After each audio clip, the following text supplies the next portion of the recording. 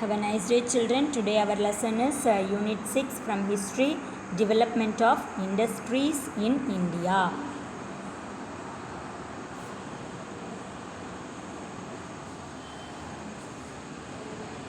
First, we'll see about the introduction. The history of Indian industry perhaps dates back to the history of humankind.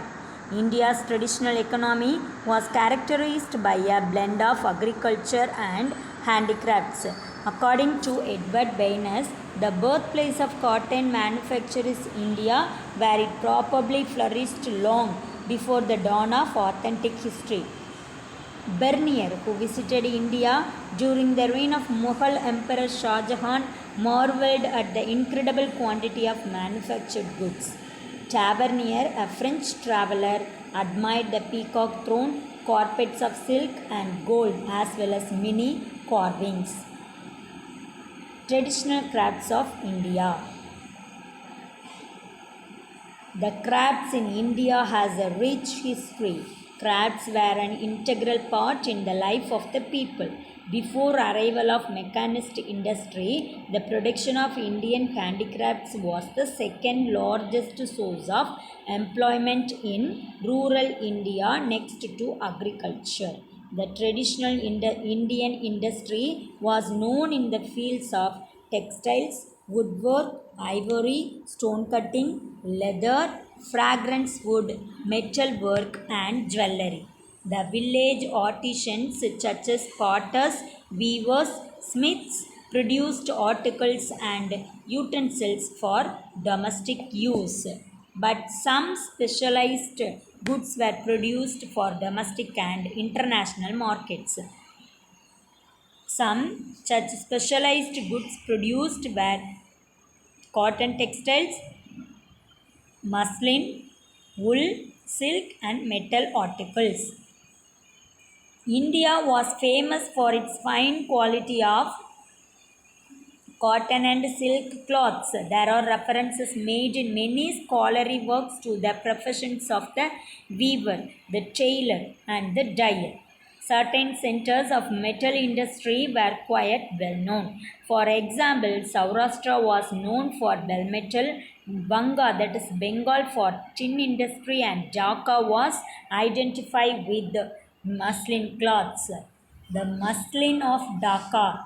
Mummies in Egyptian tombs dating from 2000 BC were found wrapped in Indian muslins of the finest quality. 50 meters of this thin fabric could be squeezed into a matchbox. Next, we will see about the topic of decline of Indian industries. Loss of royal patronage, transition from producer to exporter of raw materials, competition of machine-made goods, trading policy of the British, deindustrialization. Let's see about one by one. Loss of royal patronage. The British conquest transformed Indian economy, that is self-reliant, into colonial economy. As the British conquered the Indian territories one after another, the native rulers, the nobles, and the landlords lost their power and prosperity. The demand for the fine articles to be displayed in darbars and other ceremonial occasions disappeared. As a result, the craftsmen who were patronized by these rulers lost their importance and became poor. For generations, these craftsmen had been practicing their craft and they did not possess any other skills. So they had to work as laborers in fields to meet their daily needs. The splendid period of indigenous handicraft industries came to an end as the political influence of the East India Company spread over various parts of the country. Next, transition from producer to exporter of raw materials. Indian handicrafts that had made the country famous collapsed under the colonial rule. This was mainly due to the competition posed by the machine-made goods that were imported from Britain by the British rulers. The ruling British turned India as the producer of raw materials for their industries and markets for their finished products. Moreover, the railways and roadways introduced by the British facilitated the movement of finished products to reach the remotest parts of India, and the procurement of raw materials from these ports. Competition of machine made goods. Textile was the oldest industry in India. The highly specialized skills of Indian weavers and the low production cost gave a tough competition to the European manufacturers. It led to the invention of a cotton gin, flying shuttle, spinning jenny, and steam engine in England, which made the production of textiles on large scale. India became the market for finished products of Britain. As a result, peasants who had supplemented their income by part time spinning and weaving had to now rely only on cultivation, so they lost their livelihood.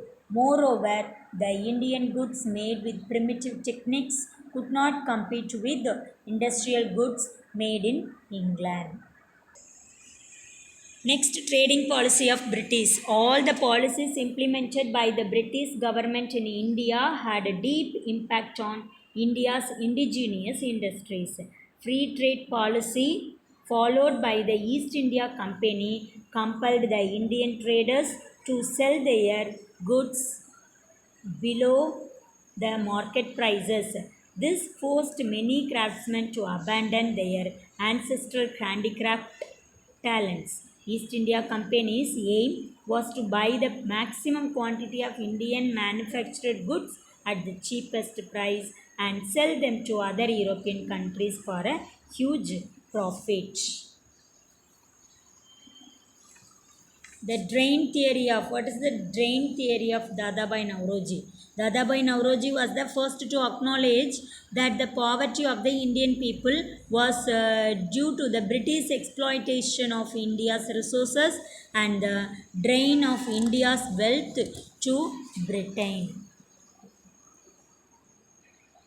You can see in this picture, this is the trade route from London to Mumbai through South Atlantic Ocean and Indian Ocean, then Mediterranean Sea and Red Sea.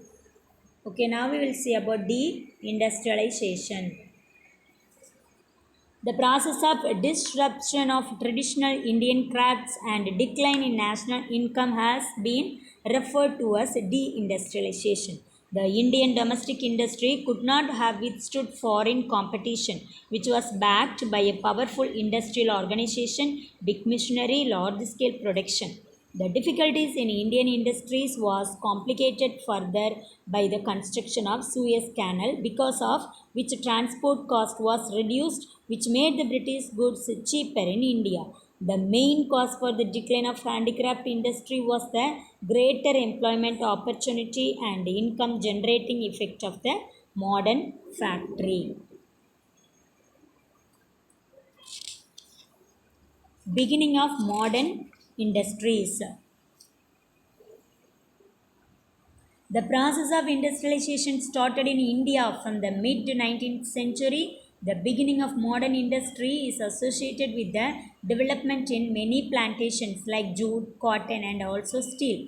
There was a limited development of mining, especially coal. The accelerated industrialization began with the development of railways and roadways.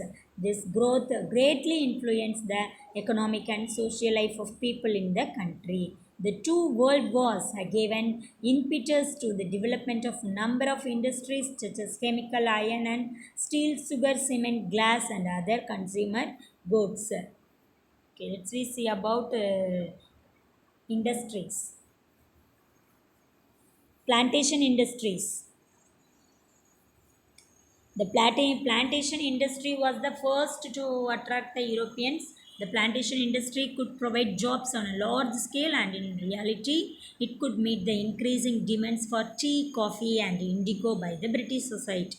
The Assam Tea Company was founded in 1839. Coffee plantation also started simultaneously. As the tea plantation was the most important industry of eastern India, coffee plantation became the center of activities in South India. The third important plantation which gave birth to factory was jute. All these industries were controlled by the many former employees of the British East India Company. Next one, machine-based industries. In India, modern industrial sector in an organized form started with the establishment of cotton textile industry in Bombay in 1854. In 1855, jute industry was started in the Hooghly Valley at Rishra near Calcutta. The first paper mill was started in Ballygunge near Calcutta in 1870. The cotton mills were dominated by Indian enterprises, were opened in Bombay and Ahmedabad, and jute mills proliferated on the Hooghly River banks. The woolen and leather factories became prominent in Kanpur. Next one we will see about heavy industries. The heavy industries included the iron and steel industry. Steel was first manufactured by modern methods at Kalchi in 1874. Iron and steel industries began rooted in the Indian soil in the beginning of 20th century. However, the credit for the development of large-scale manufacture of steel in India goes to Jamshedji Tata. The Tata Iron and Steel Company, TISCO, was set up in 1907 at Jamshedpur. It started producing pig iron in 1911 and steel ingots in 1912. Growth of modern industries. The length of railways increased from 2,573 km in 1861 to 55,773 km in 1914. Opening the Suez Canal also shortened the distance between Europe and India by about 4,830 km. As a result of Swadeshi movement, the cotton mills increased from 194 to 273 and jute mills from 36 to 64. The British had consolidated the power in India and thereby attracted large number of foreign entrepreneurs and capital, particularly from England. Foreign capitalists were attracted to Indian industry as it held the prospect of high profit. Labor was extremely cheap, raw materials were cheaply available. India and its neighbors provided a ready market. Confederation of Indian Industry CII. CII is a business association in India. It is a non-government, not-for-profit, industry-led and industry-managed organization. It was founded in 1985. It has over 9,000 members from the private as well as public sectors, including small and medium enterprises, that is SME, and multinational corporations, that is MNCs. Industrial growth in India. To realize the dream of development of industries, Indian government adopted certain industrial policies and 5-year plans. 5-year plans and the direct participation in industry by the government as expressed in the Industrial Policy Resolution of 1948. As per the Industrial Policy Resolution 1956, industries were classified into 3 categories: Schedule A, B, and C. Let's see about one by one. Schedule A, that is only the government can handle these industries. Some of these are atomic energy, electrical, iron and steel and others. Schedule B, these comprise road and sea transportation, machine tools, aluminium, chemical including plastics and fertilizers, ferroalloys and certain types of mining. Schedule C, under this category, the remaining industries and left to the private sector. Classification of industries. On the basis of raw materials used, industries can be classified into agro-based industry and mineral-based industry. According to their role, it can be classified into basic and key industries. On the basis of ownership, it can be classified into public sector, private sector, joint sector and cooperative sector. Let's see about phases of industrial development in India. Industrial development during 1950s to 1965. During this phase, a majority of consumer goods were produced in India. The industrial sector was underdeveloped with weak infrastructure. Technical skills were in short supply. The first 3 5-year plans were very important because their aim was to be build a strong industrial base in independent India. These plans mostly focused on the development of capital goods sector. As a result, this phase witnessed a strong acceleration in the growth rate of production. Next, 1965 to 1980 industrial development. As the first 3 5-year plans mostly focused on the development of the capital goods sector, the consumer goods sector was neglected. The consumer goods sector is the backbone of rural economy. As the result, there was a fall in the growth rate of industrial production. So the period is marked as the period of structural retrogression. Industrial development during 1980s till 1991. The period of the 1980s can be considered as the period of the industrial recovery. This period witnessed quite a healthy industrial growth. Industrial development post 1991 reforms. The 10th and the 11th 5-year plans witnessed a high growth rate of industrial production. The abolition of industrial licensing, dismantling of price controls, dilution of reservation of small scale industries and virtual abolition of monopoly law enabled Indian industry to flourish. The new policy welcomes foreign investments. Look at the map. We can see the places of industries in our India. Modernization. India has now a large variety of industries producing goods of a varied nature, which shows a high degree of modernization. Some modern industries have really grown and they are competing effectively with the outside world. This has reduced our dependence greatly on foreign experts and technologists. On the contrary, India is exporting trained personnel to relatively less developed countries. Along with the three-sector model of primary, secondary and tertiary industries, a fourth sector, information-related industries, has emerged. The knowledge economy depicts the automation of labor-intensive manufacturing and service activities as well as growth in new service industries such as healthcare, distance education, software production and multimedia entertainment. Next one is self-reliance. Another positive aspect of industrial growth is the attainment of the goal of self-reliance. We have achieved self-reliance in machinery, plant and other equipment. Today, the bulk of the equipment required for industrial and infrastructural development is produced within the country. The Indian road network has become one of the largest in the world. Government efforts led to the expansion of the network of national highways, state highways, and major district roads, which in turn has directly contributed to industrial growth. As India needs power to drive its growth engine, it has triggered a noteworthy improvement of availability of energy. After almost 7 decades of independence, India has emerged as the third largest producer of electricity in Asia. Now we will see about conclusion. Industrialization is an important component of economic growth. India's industrial expansion over the planned period presents a mixed picture.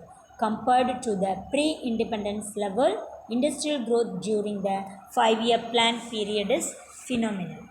Let's we see about the book back question.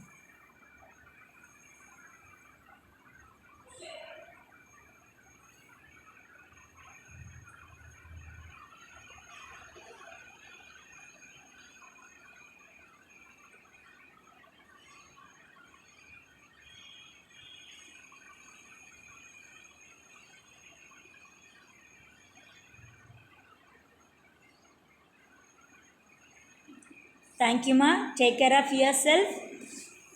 You learn book back question and answer properly.